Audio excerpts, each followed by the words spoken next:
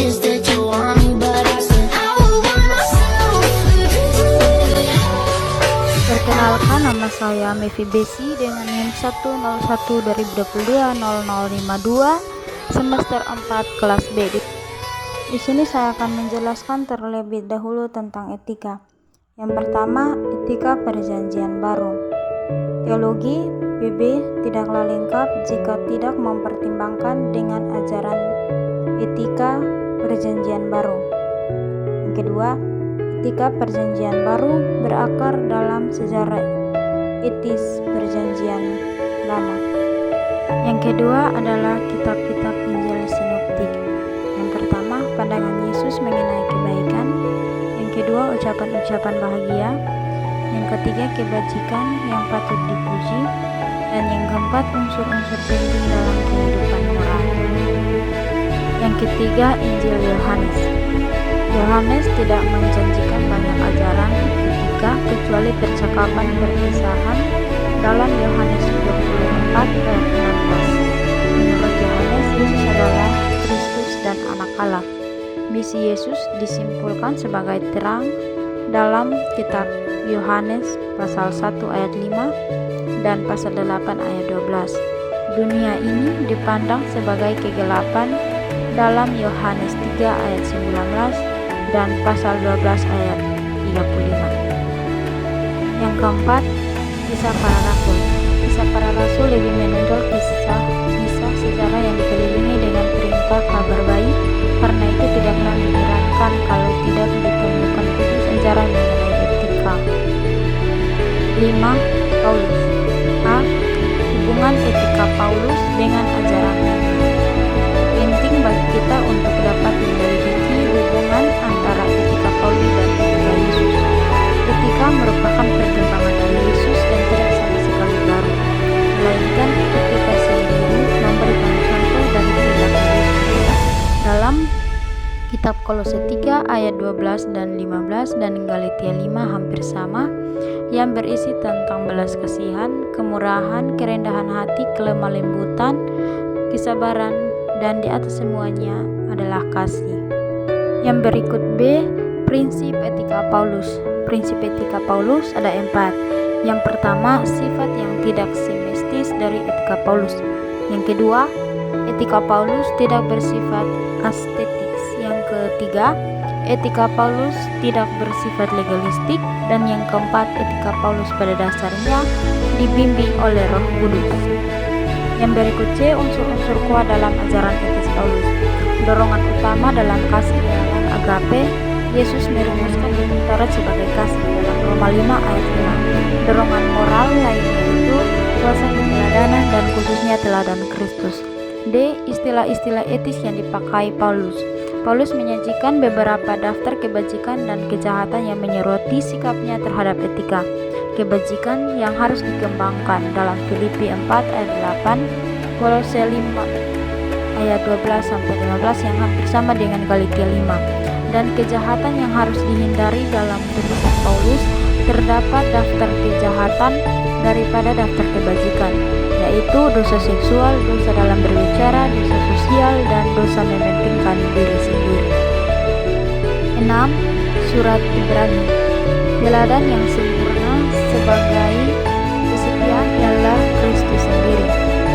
Meskipun pada pahlawan masa lalu dikutip sebagai contoh untuk mendorong para pembaca, dan dikatakan bahwa tanpa kita mereka tidak dapat sampai kepada kesempurnaan dalam Ibrani 11 ayat 40.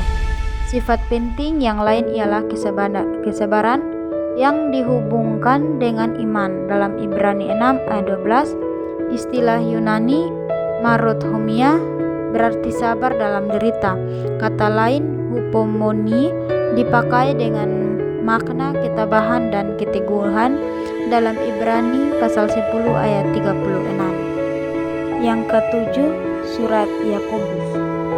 Karena surat ini merupakan kitab yang paling praktis dalam perjanjian baru. Ada beberapa segi pokok yang dinyatakan sebagai dorongan atau patokan dalam kitab-kitab perjanjian baru yang lain tidak terdapat dalam surat Yakobus.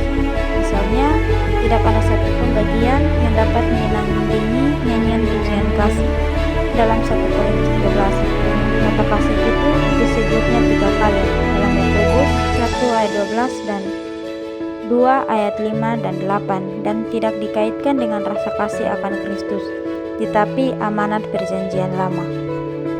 Yang berikut B, hukum Taurat. Yang pertama, kitab-kitab sinoptik. Dalam Injil-Injil sinoptik ini dapat kita memperlihatkan pemakaian kata hukum dan juga memperlihatkan pemakaiannya yang beragam. Arti hukum yang terutama ialah hukum Taurat. Pemakaian istilah hukum dengan arti perintah kadang-kadang dikaitkan dengan pemakaiannya dalam arti kitab suci.